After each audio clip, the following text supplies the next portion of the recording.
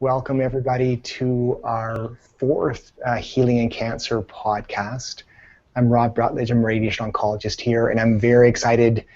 On this episode, we have a very special guest, a unique presentation today. And just before I introduce myself and my two colleagues, I just want to say, kind of reflecting back on my week, how grateful in a sense I am to be an oncologist and really to be privileged to meet so many amazing people who are going through very difficult times, and it's really an opportunity for people to show their great courage and great wisdom on the cancer journey. And that's partly what our show is about tonight, is really thinking about the fact that we have oftentimes great difficulties in our lives, and through those difficulties we can learn a lot, learn about how to live, learn how to love, and so we have this opportunity to see the cancer diagnosis as a catalyst for growth and so on. So I just really want to say I'm super grateful. We just wrote a blog chapter about Marie, who's a woman with a cancer diagnosis from 10 years ago, and how she really reframed her life and facilitated healing both at the physical and emotional levels. And so I'm hoping that through the podcast today we can also explore the issues around genetic cancers and the implications for those who are diagnosed and their family members, and really look into the deeper issues, the darker issues, in order to find the light in the lived experience and the wisdom and so on. I'm here with two dear friends, in addition to our guest, who I will introduce shortly. But I was hoping, Tim, you've just come back from a big vacation, but I just wanted you to offer something about some insights or something that inspired you in the last couple weeks around the cancer journey. Well, yeah, thank you, Rob. It's good to be here. I'm grateful to join everyone, and I'm glad that we have our guest tonight who's musical. Sounds great. And yeah, we just had a Skills for Healing weekend retreat in Phoenix, Arizona, and so that was an opportunity for my partner and I, Karen, to go and get some sun away from the big maritime snowstorms. And it's remarkable, that difference. Big snowstorm we had here, and we were there in 28 degrees or 85 degrees. It was quite nice.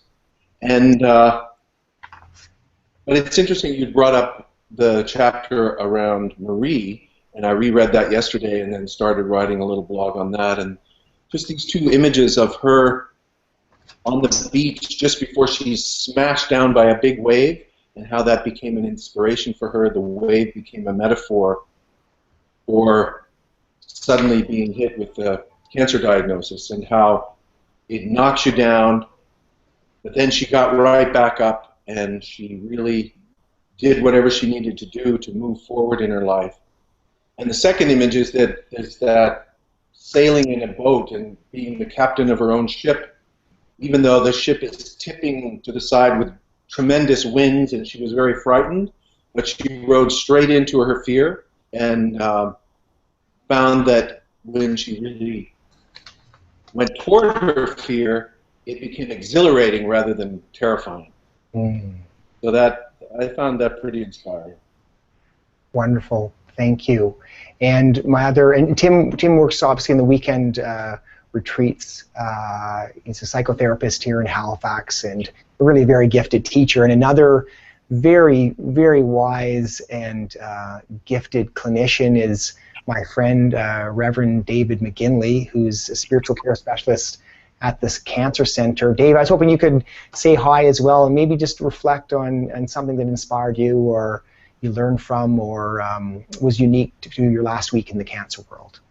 Well, I wish that I could have had Tim's experience, because I stayed here through the snowstorms. And we have had snowstorm after snowstorm. It's been relentless. And yet, I'm relaxed. Having a week off, when you're immersed within supporting people with cancer, that tends to accumulate. You need to take care of yourself. You need to take time off. And I was struck with how physical labor is so therapeutic. And shoveling, and shoveling, and shoveling. But I also was thinking about how you got to have the right tools around you. And so I have a snowblower. I'm one of the fortunate people on the block with a snowblower. But it's this tiny electric snowblower. It's not a gasoline snowblower because we can't fit that in our shed. So I've got this little thing that did a yeoman's duty and just blew this snow to spectacular heights. And I thought, well, I'm doing it with the right tools, and I'm watching my back, and I'm listening to my body, then afterwards feeling the fatigue, feeling the tired, and listening to it and having a good rest. So I spent my March break, my week vacation, sleeping and shoveling, kneading, and that's been the cycle. But it made me reflect on the patients that I work with and how they need to listen to their body, how they need to honor the body. Sleep in those, when you're needing it, rise and continue to move and exercise and exert yourself. Studies show clearly that continued exercise, even through cancer treatment, chemo and radiation, decreases their side effects and increases your energy and vitality. Yeah. It seems like an incomprehensible thing to do, to keep moving when you're feeling so tired. What I felt was nothing compared to what a cancer patient feels. But it was a small reminder. Keep moving even when you're feeling tired. Have a rest. Honor the body. Honor the life. Feel this moment. Even though the snow was 7 feet tall and I'm 6 feet 8.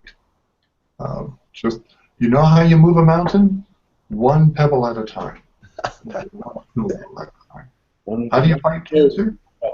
One step at a time. One treatment. That wonderful, yeah, and so many talks. I'm advocating exercise. Even people within the last 6 weeks of the end of their lives, by doing those little things, by stretching, by using their muscles, they actually have a better kind of quality of life. It makes a huge difference to kind of empower the body at that level. Dave, would you also offer us the opening prayer or setting the intention for our show? Sure. So let's first just take a moment of silence and listen to the body. Let's get comfortable in the chair and focus your breath down in your stomach, not in your chest. We tend to breathe up here. And just breathe in for a moment and feel the body.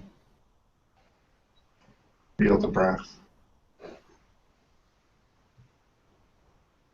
And I like to notice any aches and pains, any parts that are sore, and move with your awareness into those spots of your body and listen to them.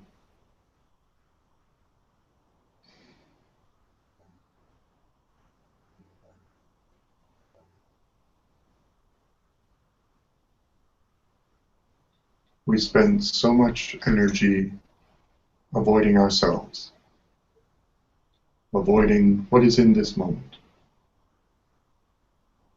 And so to be mindful of the moment means not to abandon or push down any part of the experience of you here, now.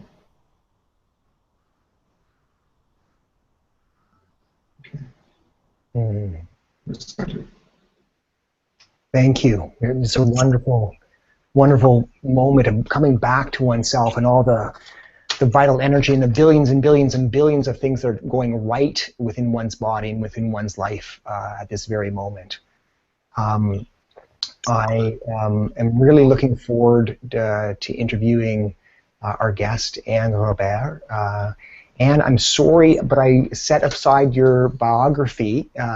What I can say is that Anne is an amazing and accomplished professional violinist. She plays for the Montreal Symphony Orchestra and teaches quite prominently at the university and within the conservatory in Montreal, and has really traveled the world.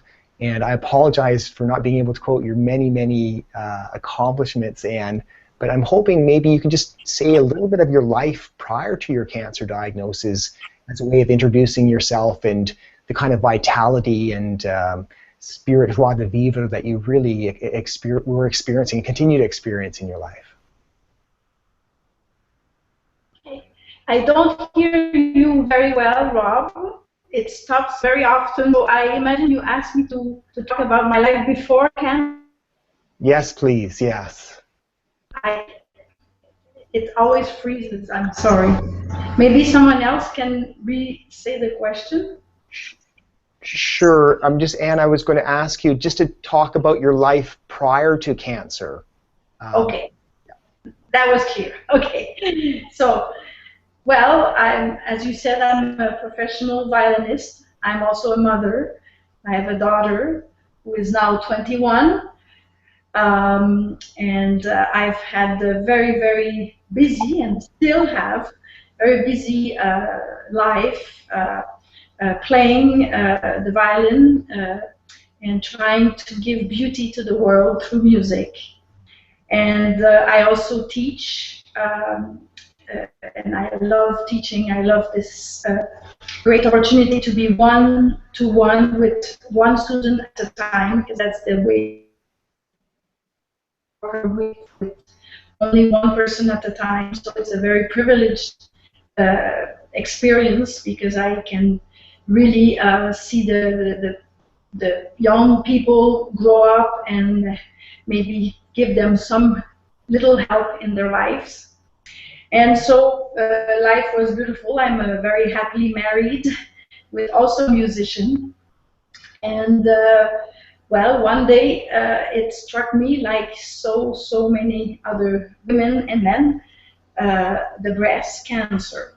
I was diagnosed with breast cancer. And so that was a big shock, of course. But I felt very serene, because I thought that we have so many ways now to help cure this disease. And so I went on with the procedures, radiotherapy, and different things, and I considered myself healed. I don't know if you want me to keep going about the rest of my experience, which was more difficult for me. Yeah. It's a little bit later when I was asked to do a genetic test, because my father had breast cancer, and because I was relatively young, they told me that I should probably do this test. And in fact, I have this mutation of the BRCA, the BRCA, as we say in English, gene. And of course, it's probably why I got cancer a bit younger than many people. And so that was, first of all, when I received the news, it was like so weird that I didn't realize exactly the implications for maybe about 2 weeks. And everyone around me was like in shock and very upset, but I was not.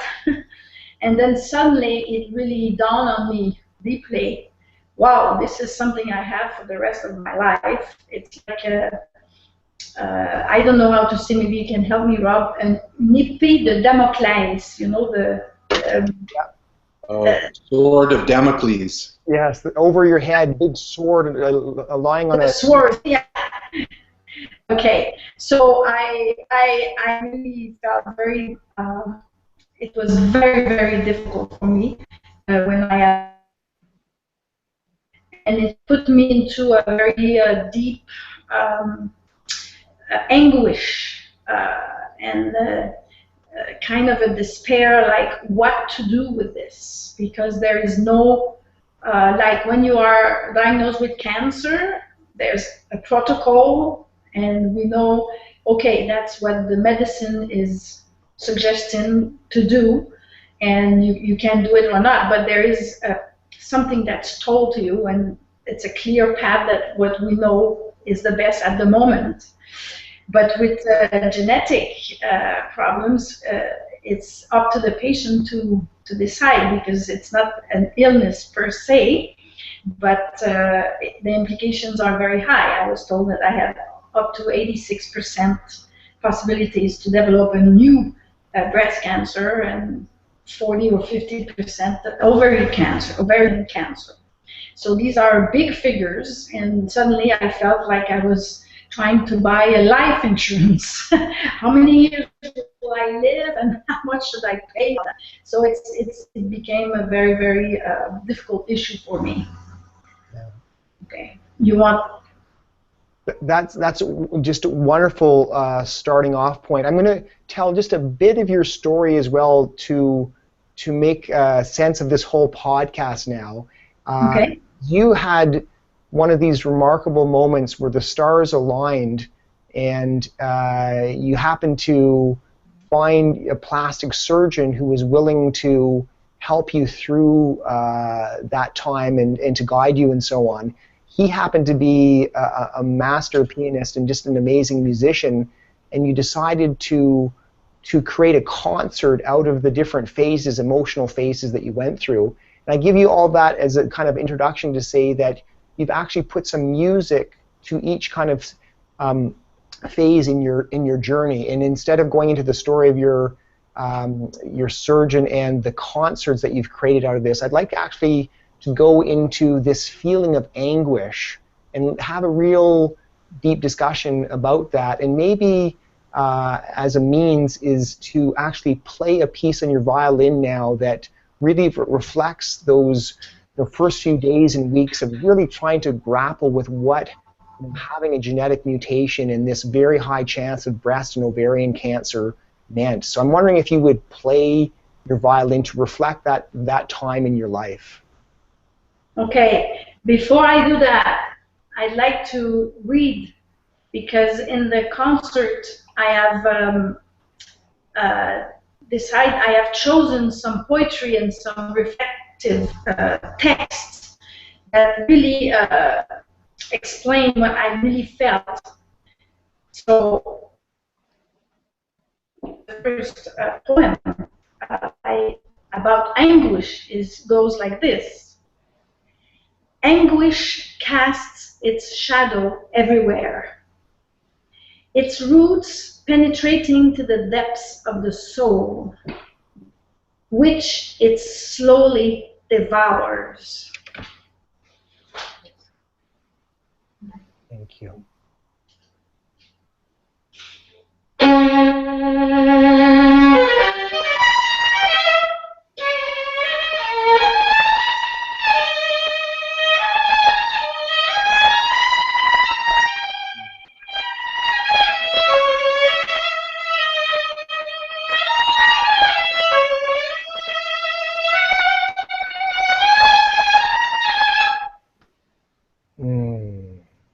So, of course, the piano part is missing very much, but this music for me was like this cry for, and then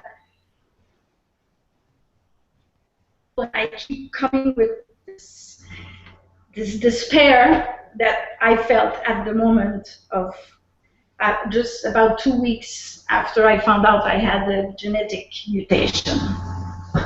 So. Any reflections, Dave or Tim? It's just so powerful because the music, of course, is communicating so much deeper than the words. We struggle with the poverty of our words to accurately reveal what's happening inside of us, and my goodness, the music does it so much more accurately. And you know, like symbols, it reveals more than we can express. It touches the deepest, authentic part of our shared humanity, and suffering is a massive part of that. So just in that small gift of your music, you've given others a voice to their own anguish, and they can recognize that within themselves, and in doing that, come back to themselves, be congruent with themselves. How did you compose it? What was the process? Okay. Well, you really, Dave, felt in a few seconds exactly what I'm very touched, because that's exactly what I wanted. My intention is that I really feel that music transcends words, and then everybody can make their own, because everybody has felt anguish or any other emotions in their lives. And actually, all the music I play in this performance I did with my surgeon are classical violin and piano works. I didn't write anything. So this beginning of a piece I played is by a Czech composer of the name of Janacek. So and I will sing the pieces I will play alone, because they are all like major works for violin and piano. So no, I didn't need to compose anything, because it's all there, and this is the repertoire I play all the time, and I went to choose with different emotions what repertoire was needed. So while you didn't need to compose, you did need to come in tune with your soul. Oh, definitely. Yeah, Definitely. to resonate with those pieces. Yeah. And to know. Well, definitely, and when we perform, we always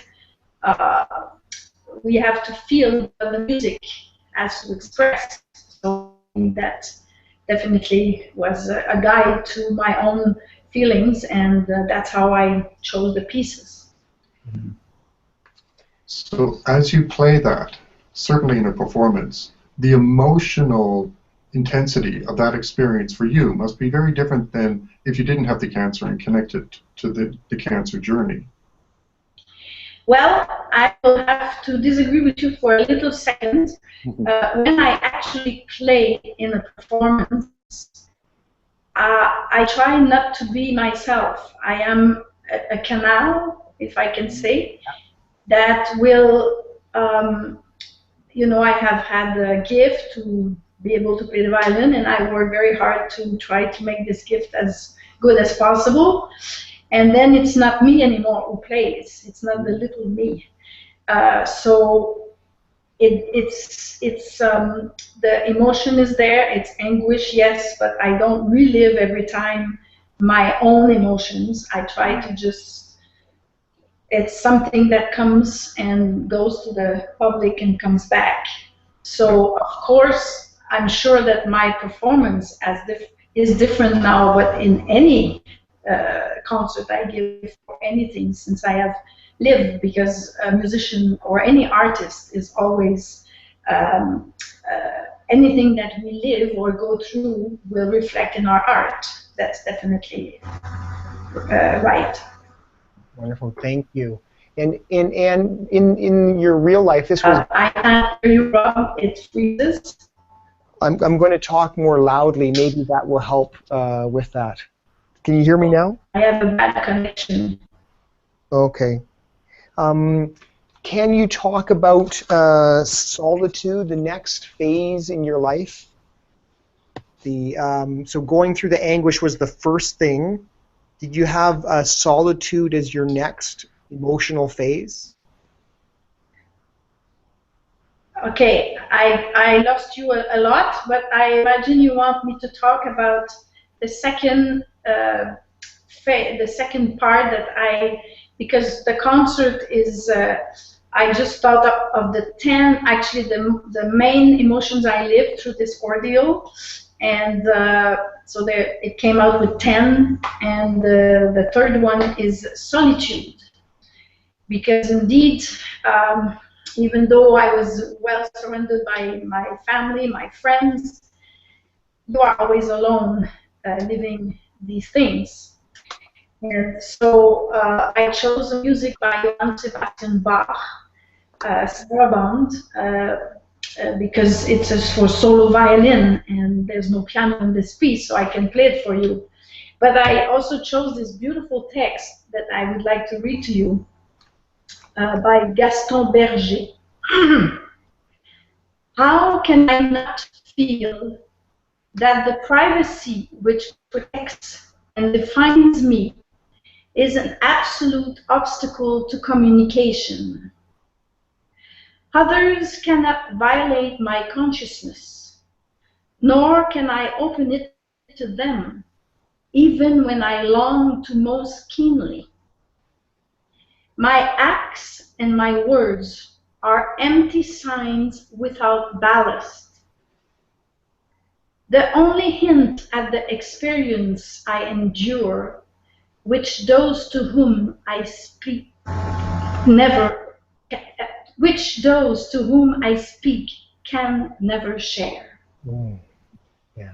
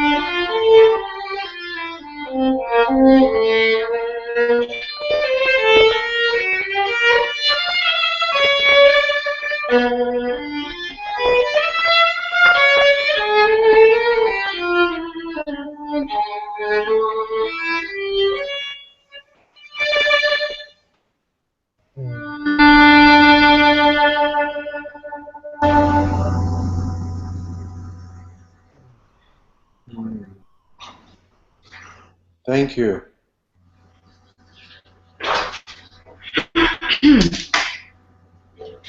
It's really hard to comment after such a soulful piece. And if you can understand this question, were you able to let yourself experience those emotions, the anguish and the solitude when you were diagnosed and going through those phases? Were you able to get to experience them and have them go through you?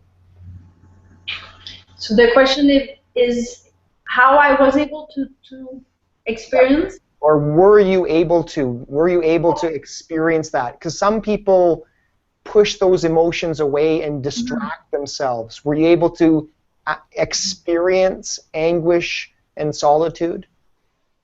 Yes, I definitely was. It was stronger than my own will, and I tried to also continue with my life, which I did because I think it's important.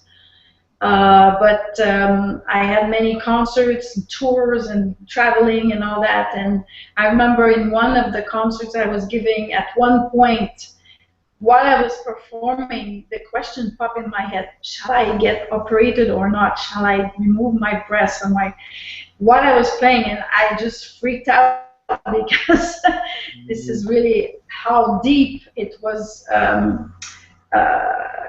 It was always in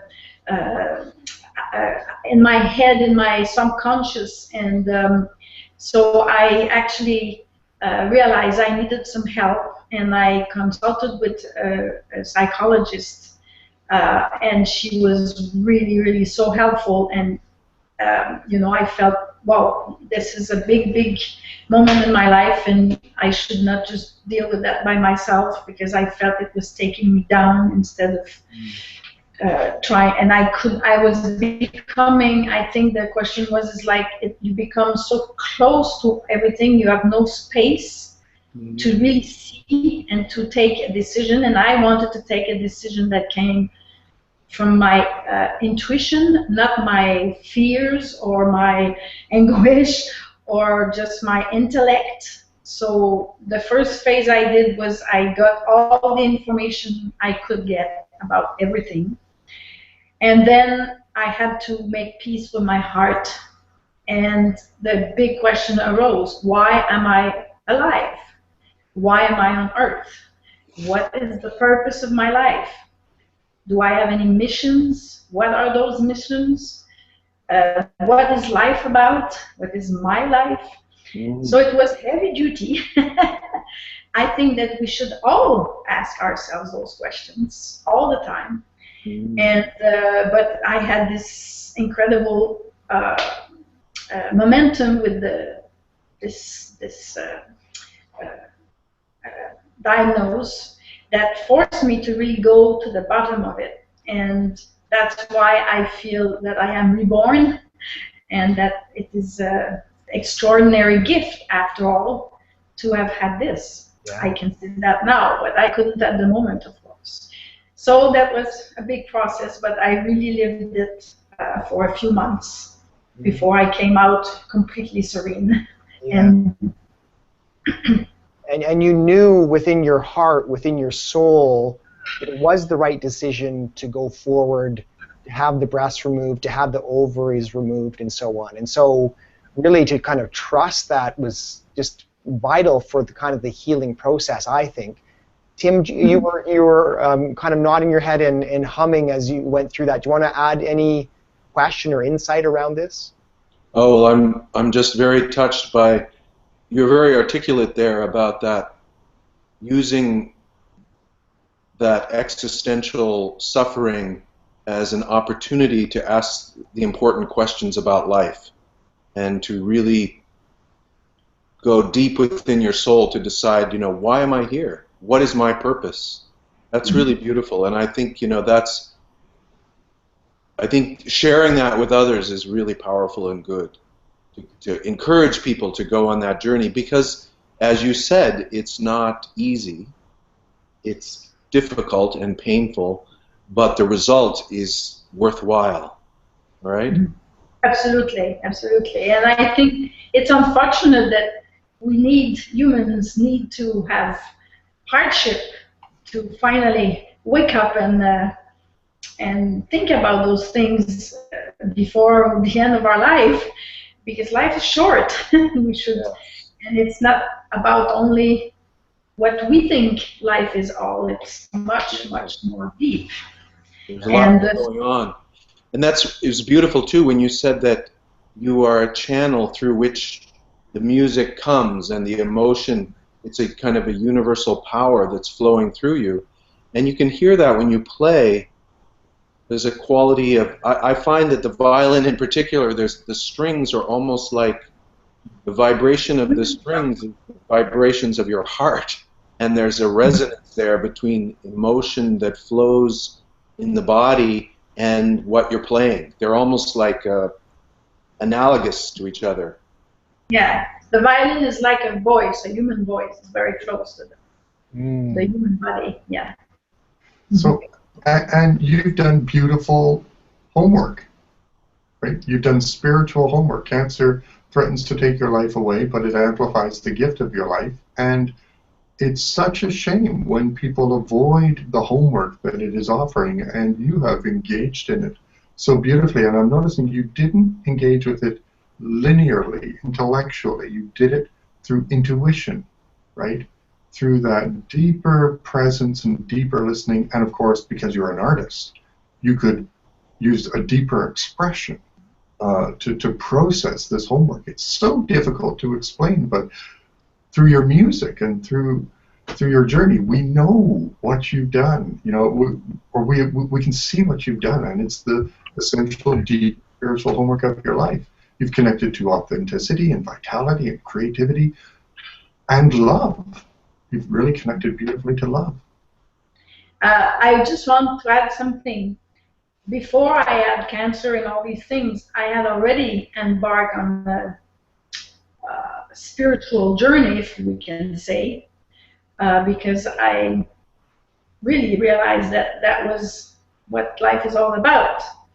Except that apart from some moments in my life, I think that the actual life we live always takes us back to the material or the la matière. I don't know. Material.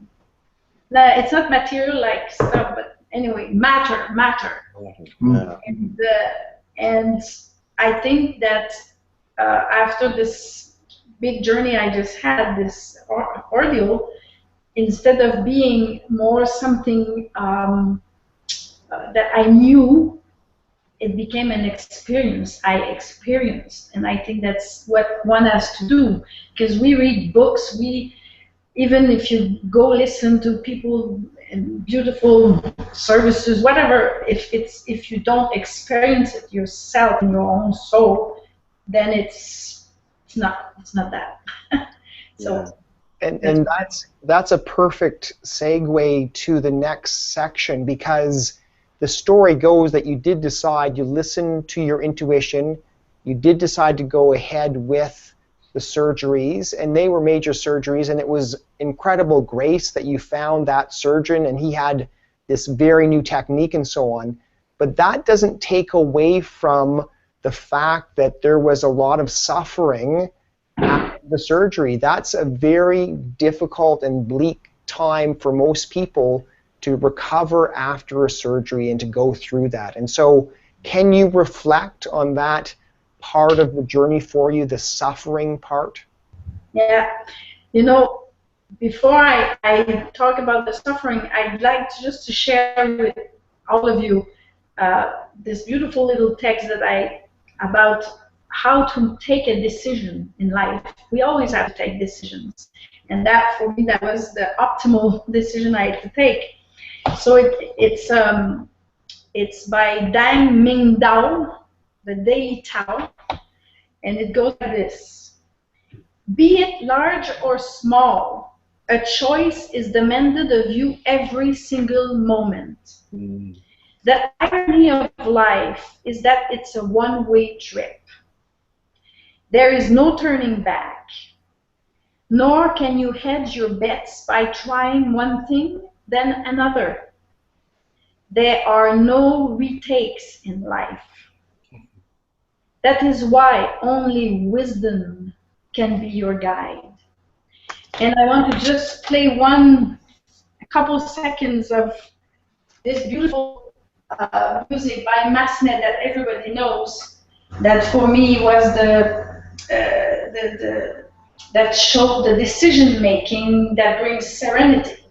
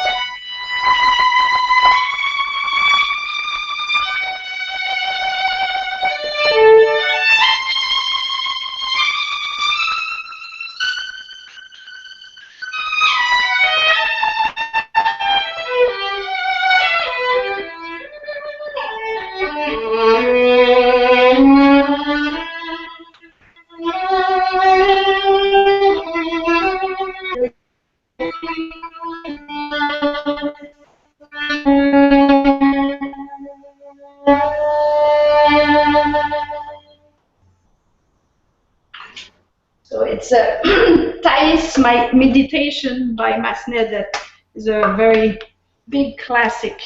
And then if I want to go on with the suffering, that comes after, of course, the surgery, which took 17 hours. It was was a very major surgery. And actually, I didn't want, for me, suffering, yes, you have the physical suffering, the physical body suffering, but I also felt an inner suffering at that time. The drugs agree with me. It made me feel extremely bad inside. It was a deep suffering. And so I have this little poem by Émile Nelligan, the famous Quebec poet. Someone weeps in the April night's sad quietude. Someone weeps for his exiled life's long lassitude. Someone weeps for his sorrow's smart. My heart it is, my heart. Oh. So I. It's wonderful, Anne. I'm just, you mean just playing your music? Actually, it's the music that the slaves in Argentina would sing because they couldn't talk about their suffering, they could only sing it. Mm.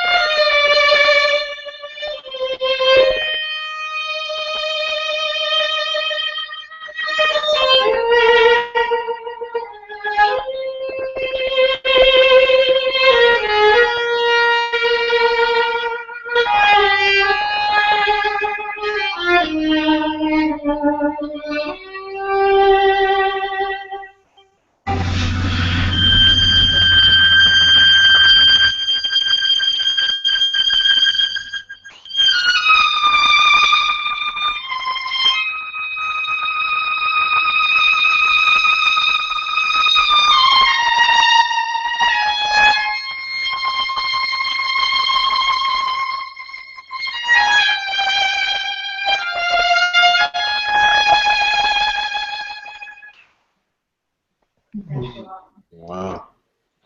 Oh my. I think you have 3 interviewees here that are just kind of flabbergasted, I guess. My heart is aching just listening to the violins there. I can hardly talk. Tim, you want to reflect on something around suffering and what it means and aspect of the cancer journey?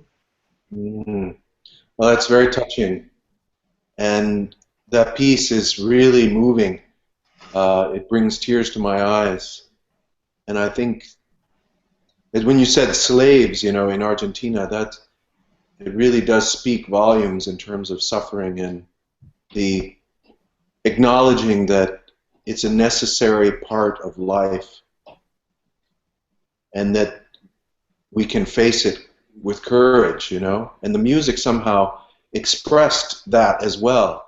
Not just, like you said, I think in the moment of suffering there's this constant, can I handle this? A question that arises, can I go forward?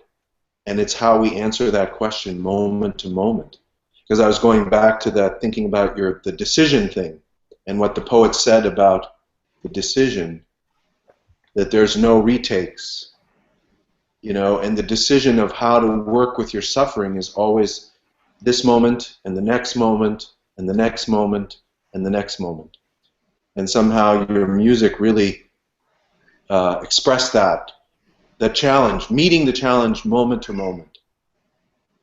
David, you just remind me by saying what you just said, that in the physical suffering, I think I'd like to share this with everyone, that first of all, we should never worry about suffering, because when we need to cross the bridge, when we get to it, we cross it. Yes.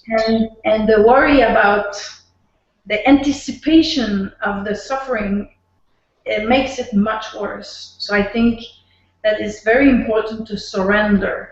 That's the key word, surrendering. Surrendering to pain doesn't mean we accept and we do nothing, but if we don't accept and we don't surrender, it's going to be a lot more painful. Yeah. So that's the first thing I want to share. And you were talking moment by moment, shall I go on? I think that in the really big moments of real pain, physical pain, I think that you have to just take it 1 second at a time. It becomes 1 minute. And I remember watching the clock in my room and having the time didn't move. It just wouldn't move. The suffering was so bad, and I kept saying, okay, 1 more minute, and it just wouldn't click. But eventually, it did move, I'm sure. I'm here now. But I think it's important to, and you know, there is an end to that, and thank God we have some help. I couldn't have much because I can't deal with what's the morphine, but never mind. So I think that I tried different also methods, visualization, mantra repetition, prayers, anything to just get your mind up towards light and not in the body to just make the pain even more. So I wanted to just add that to the topic of suffering that we all have sometimes in our lives. Yes. You're a great teacher. Yeah. And in suffering, it's surprising to me how, through the music and through you explaining how you engaged with suffering, what emerged was beauty, which is quite a surprise. You know, and the beauty is tied to the dignity of your soul and the nature of your courage and the capacity to endure, and it's something we often don't believe we're capable of, and yet in the moment, right? You mentioned how the imagination makes it so much worse than it needs to be. To trust that you can do this is to become the hero in your journey. And the journey is like the mountain, right? 1 step at a time. It's only the next step. It's not the end. Only the next step. Yeah. And I also think that one is given what one can deal with in life. I really believe that if we have something to live, it's because we can do it. Nobody has, and some people have, we can think, my God, it's incredible, why, but they can go through it if they have this challenge in their life. Yeah. My feeling. I've heard many patients say, God, if God has a purpose in this, then I wish God wouldn't trust me so much. Okay, I will remember that. That's honest. That's really honest. But it's always within, you know, the question is always, you know, if we're trying to find out the purpose in this, we're not going to find that unless we look in hindsight after we've been through it.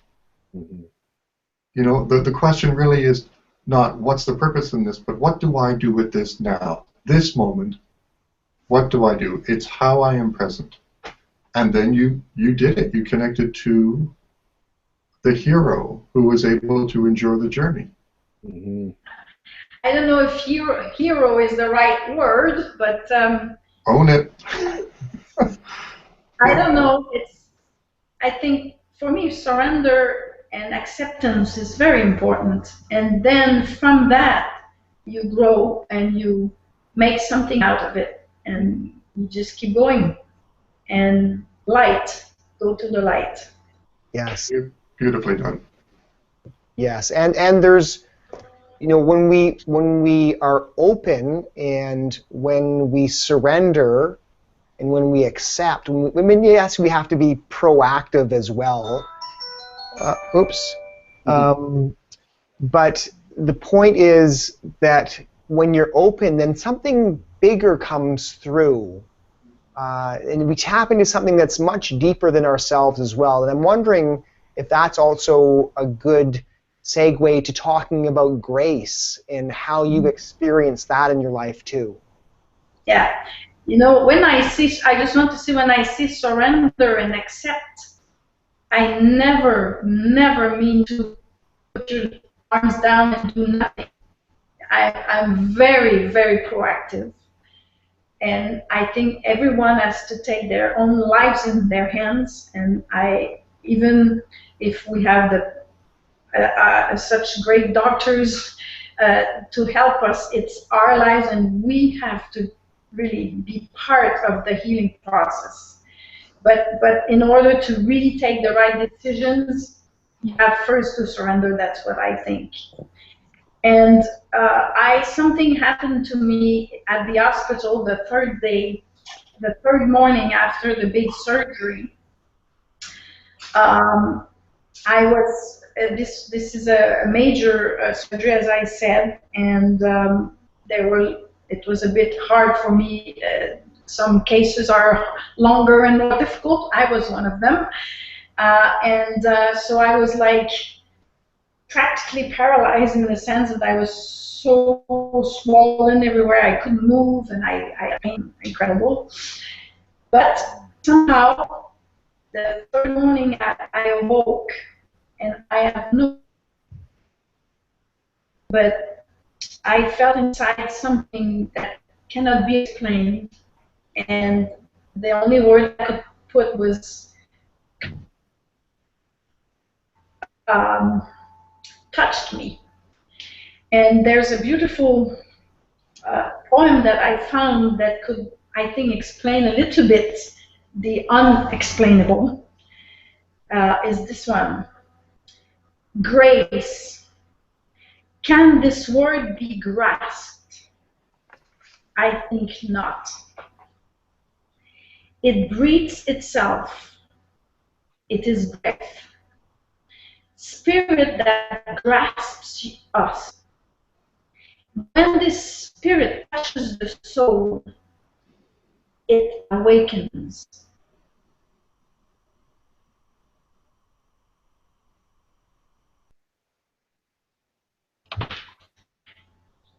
So in the performance, I chose a piece by Johannes Brahms, but the fact that I don't have the piano with me is crucial, but I will just play the first opening sentence.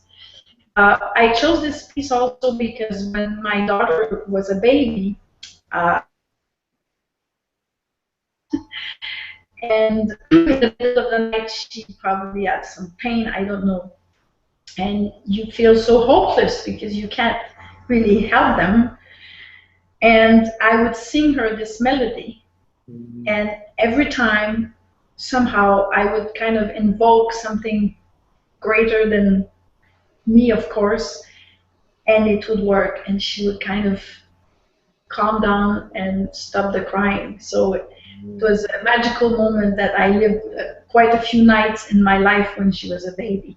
So this sonata by Johannes Brahms.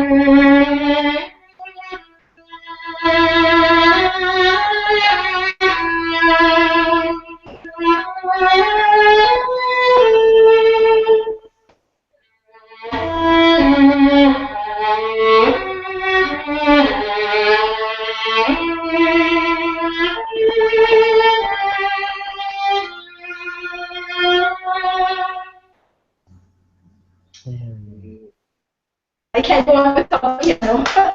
Sorry. Lovely. You know, I was just thinking that the context of the music within the context of your story and the words and the poems, it enriches the music for me, my hearing of it. And I'd love to go to one of these concerts because I think you've done such a beautiful job of matching the music and the poetry and such deep feeling. Sometimes if I go to a concert and they play the music and there it is, you don't have that context of appreciation that you brought to it. So I'm really grateful for that. Yeah, well, I hope to be able to play it as much as possible because I think that it's good for anybody that concert. Everyone always comes out with deep experiences, and also to see that the pianist is the surgeon, it's very touching for everybody. And the actors are much better reader than I am. Oh. And you read the poems in French and English, or?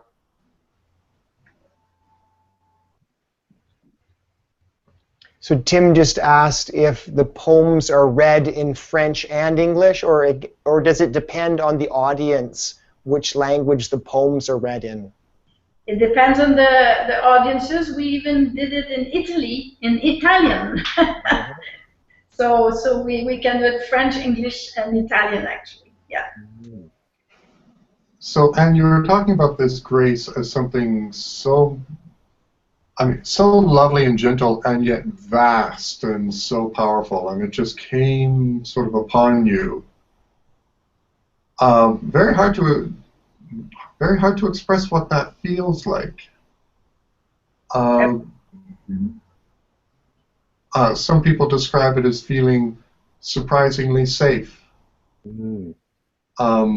like they are held. Some people are struck by the gentleness of this presence, which is so expansive, helping them move beyond the borders of comprehension and suffering and limitation. And I think that everybody has moments of grace, and sometimes we just push them aside or don't really listen to them. And maybe because I was lying in bed for 3 days doing absolutely nothing and just being in the body and the pain and all that, that suddenly I was more receptive, something happened.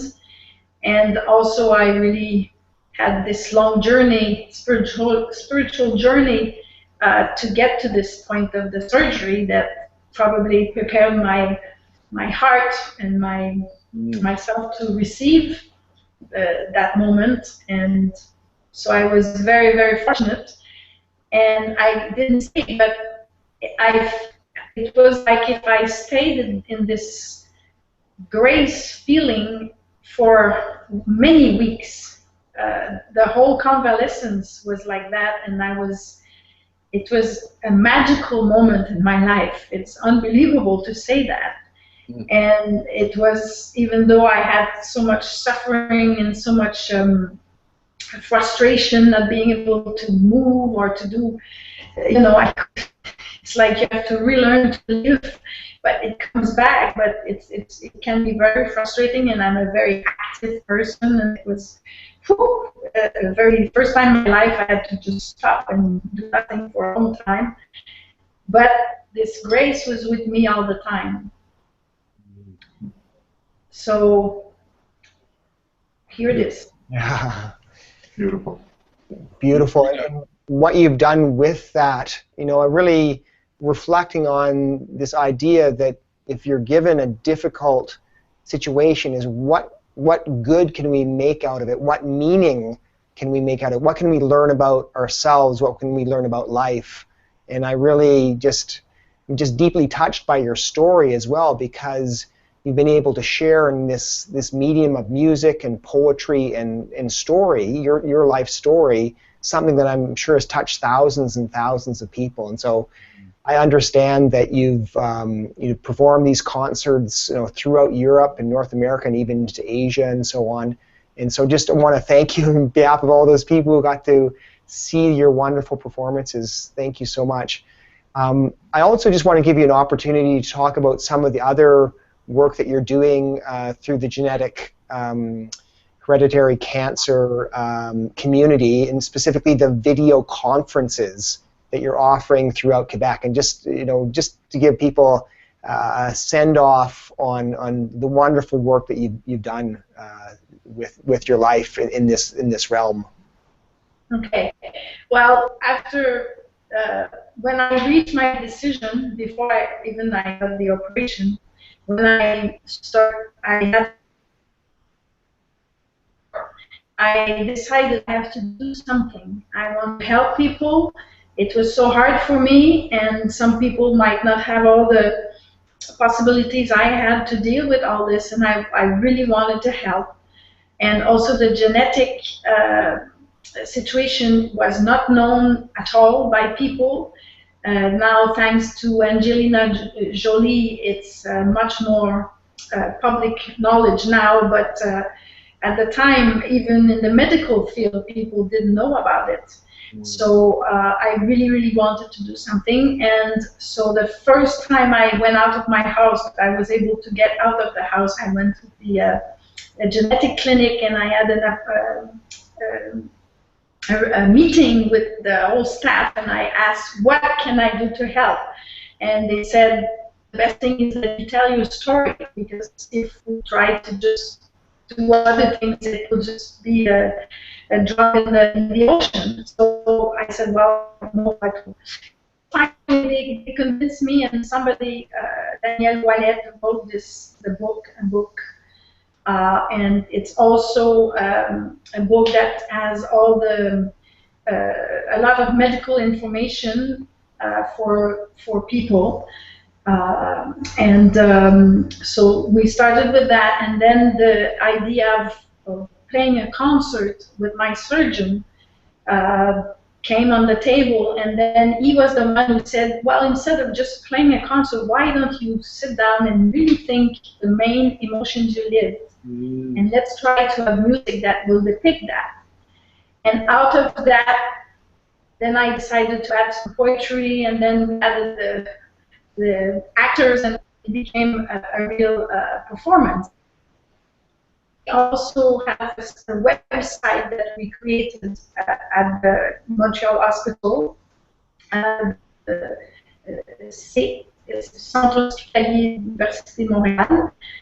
So it's on the web. Real information, because when we go on the web, we never know what we're going to get. So this is all by the doctors at the hospital. And now we have once a month an evening with different subjects that we have decided with other patients that we feel are important, and that people need to have information or just to hear about. And so we have well, mainly doctors, but other people. We will have the chaplain of the hospital come and share some ideas about life, and especially the end of the life, because when you are confronted with cancer, you always think about death, and I think we have to face that. And so we have these evenings, and they are on it's on a video conference, so it's in many cities in Quebec. So it's good because people outside of the main cities have very little support, and it's very important, and it is extremely people come, and not only patients, doctors come, especially outside of Montreal, nurses, and we at the end we have a moment of sharing questions, answers, and at each evening a patient will give a testimony about his own life, to share something, a real story. So it is very touching, and I think that it helps a lot of people, and it makes you feel not so alone, and also to get some informations, very needed informations. So that's what we have created in the last 2 years. Wow, fantastic. Well, I'm just really touched by your story, and really touched by your wisdom. This is just a wonderful offering within the podcast itself. I'm wondering, Tim, if you would offer the kind of closing meditation before we thank Anne for taking the time and sharing her wealth of wisdom and heartfulness. Sure, thank you, Rob. So let's do as we did with Dave at the beginning. If we can sit up and tune into our bodies and our breath.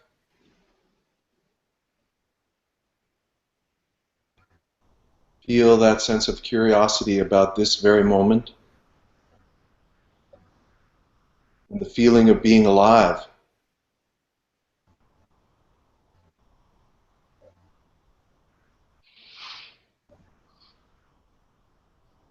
And then I'd like to, maybe we can ask you to reflect upon the music that we've heard and the poems and this journey that we've been on,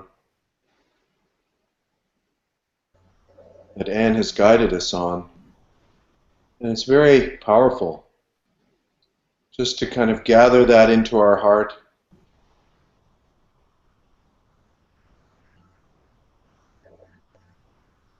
Whatever it is that we've gained, the wisdom we've garnered, the experience that we've had, and any goodness,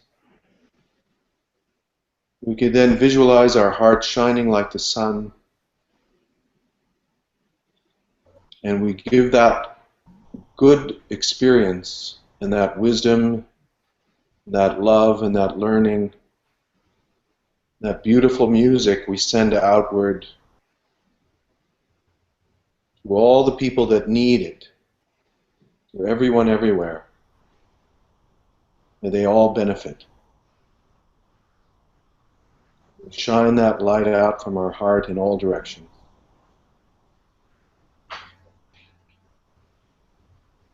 Thank you.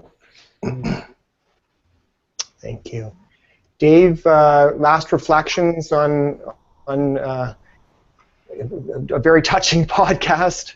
Yeah, well, I must say, reflections. I'm still trying to hold the experience, the fullness of this. And you've given so much more than the words, right? You've spoken to the heart and the soul and the mind, and I'm just filled with gratitude. Thank you so much. Yeah.